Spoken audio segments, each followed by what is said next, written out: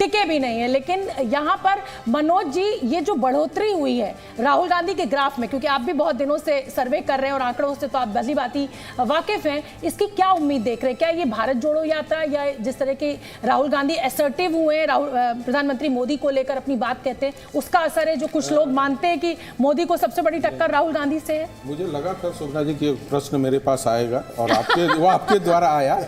ये जो बढ़ोतरी हुई है ये इसलिए हुई है कि हम लोगों ने प्रधानमंत्री कैंडिडेट में अखिलेश यादव, तेजस्वी यादव, ये सारे लोगों को हम लोगों ने माइनस किया और ये हटाया नाम। तो ये जो इनके सपोर्टर थे उन्होंने राहुल गांधी को सपोर्ट किया, उसके बढ़ोतरी के कारण है, न कि न्याय यात्रा और या किसी यात्रा का प्रभाव था।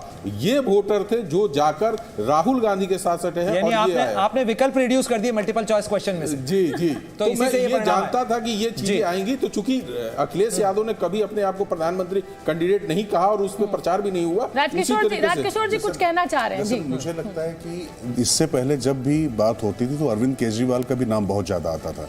अरविंद केजरीवाल की लोकप्रियता का गिरना, इसके साथ में ममता बनर्जी या जो दूसरे जो नेता हैं उनकी लोकप्रियता का गिरना। और ये बात तो मतलब जो मनोज जी कह रहे हैं उनकी अपनी बात जगह सही होगी, चूंकि उन्होंने सर्वे किया है तो मैं उस तरीके से तो जमीन पे नहीं जानता। लेकिन जो मेरी समझ कहती है, निश्चित तौर पर राहुल गांधी ने जिस तरीके से प्रश्न खड़े किए हैं तो एक वर्ग को यह लगता है कि प्रधानमंत्री नरेंद्र मोदी से कम कोई लड़ रहा है जमीन पर जाकर, और ये भी तो वो राहुल गांधी लड़ रहे हैं, वो सवाल उठा रहे हैं। तो मुझे लगता है राहुल गांधी को पार्टी है तो वो कांग्रेस पार्टी है और कांग्रेस पार्टी का पैन इंडिया प्रेजेंस कहीं ना कहीं उसको लोगों को भरोसा देता है। और मुझे लगता है जल्दी से अगले लोकसभा सीटों का हमें रुख कर लेना चाहिए। देखिए जी न्यूज और मेटराइज के सर्वे के मुताबिक लोकसभा चुनाव में नॉर्थ ईस्ट के 8 राज्यों की 11 सीटों पर बीजेपी और उसके सहयोगी दल किला पता करते नजर आ रहे हैं। एनडीए को 10 सीटें यहां मिलने की संभावना है, तो वहीं इंडिया गठबंधन को सिर्फ 1 सीट से संतोष करना पड़ रहा है। यानी मणिपुर का कोई खासा नुकसान बीजेपी को होता हुआ नहीं दिखाई दे रहा है। पूर्वोत्तर राज्यों की अगर हम बात करें तो असम की 14 सीटें भी बेहद अहम हो जाती है। बिल्कुल, और जी न्यूज और मेटराइज के सर्वे के मुताबिक लोकसभा चुनाव में असम की 14 सीटों में से 11 सीटें बीजेपी के खाते में जाती हुई नजर आ रही है। और देखिए ये सब कुछ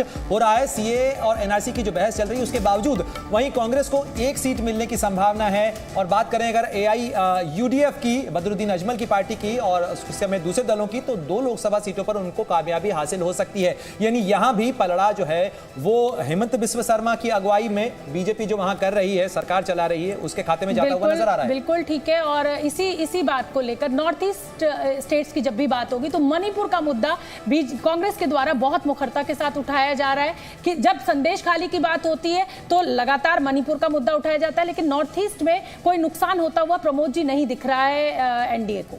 नहीं, अभी देखिए नॉर्थ ईस्ट में 25 सीटें हैं, उसमें से हम लोगों को लग रहा था कि बीजेपी 21-22 सीटें जीतेगी। आपका भी गणित वही बता रहा है। असम में अगर 3 सीटें निकलती हैं और मणिपुर की 1 निकलती है तो बकिया अरुणाचल प्रदेश, मेघालय और जो भी मिजोरम या और भी नागालैंड, वहाँ पे बीजेपी अपनी सीटें ले जाएगी। यहाँ पे कोई नुकसान होता दिख नहीं रहा है। जहाँ तक मणिपुर का मुद्दा आपने बताया था, मणिपुर में जब एन बीरेन सिंह की पिछली बार सरकार बनी तो arm forces special power act सारे इलाकों से हट गया, मोस्ट ऑफ द एरिया से। इरोम शर्मिला ने अपना जो इतना 20 साल पुराना 25 साल पुराना जो अनशन था वो खत्म किया था। अब की जो ये शुरुआत हुई, जो वहाँ पे ये 2 एथनिक क्लैशेज हुई, ये गंभीर विषय है और मुझे लगता है कि इस पे जो है सरकार डील कर रही होगी। मनोज जी, अगर इस सर्वे की बात की जाए, पूर्वोत्तर की बात की जाए, राहुल गांधी ने अपनी जो भारत जोड़ो न्याय यात्रा है वो मणिपुर से शुरू की और उसके बाद वो मुंबई में खत्म करेंगे उसको, लेकिन उसके बावजूद कहीं वो सेंटिमेंट्स में नजर नहीं आ रहा है। और अगर पैटर्न आप देखें सर्वेस का या पुराने चुनाव नतीजों का तो ऐसा नजर आता है कि पूर्वोत्तर आमतौर पर केंद्र में जिसकी सरकार होती है उसके साथ वहां पूर्वोत्तर के राज्यों की जो लोकसभा सीटें हैं वो भी जाती है। तो क्या यही पैटर्न सेट होता हुआ नजर आ रहा है यहाँ भी? नहीं, आपने जिसने मणिपुर की बात किया और जहां कहा कि उम्मीद थी कि महिलाओं के साथ जो हुआ उसका रिएक्शन वोट आना चाहिए था। मैं बार बार यही बात मैं सबसे कहता हूं कि कांग्रेस किस मुद्दे पे खड़ी है, कितने देर तक खड़ी है, उसका कितना इशू पब्लिक के बीच में बना पाती है। आप मैंने कहा महंगाई पर किसी दिन करते हैं आप बस,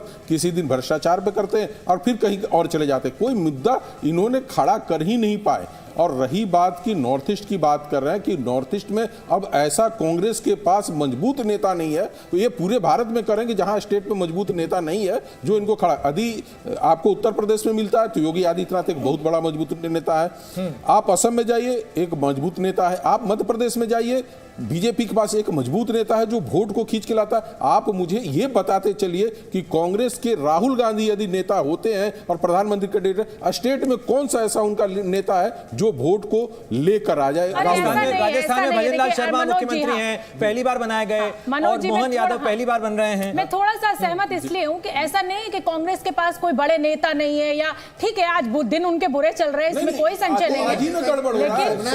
लेकिन अगर कमलनाथ की बात की जाए, अशोक गहलोत की बात की जाए, नहीं हाँ, को लोग भूल जाएंगे जो वहाँ के लोग हैं, जो महिलाओं के साथ जिस तरीके से हुआ, इतने दिनों तक हुआ है, तो मतलब चुनाव आया तो वहाँ के लोग भूल के फिर बीजेपी को वोट करने लगेंगे। तो ये बड़ा अजीब। चलिए अभी चर्चा देखिए बड़ी दिलचस्प मोड़ पर आ गई, और अब जल्दी से मुझे लगता है देश की राजधानी दिल्ली की बात कर लेनी चाहिए। और गिरफ्तारी की तलवार मुख्यमंत्री अरविंद केजरीवाल के ऊपर लटक रही है। ऐसे में दिल्ली की 7 सीटों का आंकड़ा जो है वो क्या कहता है? यहाँ पर एक बार फिर 2019 की ही तस्वीर रिपीट होती हुई दिखाई दे रही है, यानी सातों सीटें जो है वो एनडीए गठबंधन को मिलती हुई दिखाई दे रही है। कांग्रेस और आम आदमी पार्टी का साथ आना कोई ज्यादा फायदेमंद यहाँ पर साबित नहीं हो रहा है। और अगर हम वोट परसेंटेज की बात करें तो दिल्ली में बीजेपी को 55% वोट मिल रहे हैं, इंडिया गठबंधन को इसके मुकाबले सिर्फ 40% मिल रहे हैं। और मैं अब चाहती हूं कि देखिए, ये तो आपने वोट शेयर देख लिया, राहुल गांधी आस्तीन चढ़ाते हुए आ रहे हैं, ये भी देख लिया, और प्रधानमंत्री मोदी की दूरबीन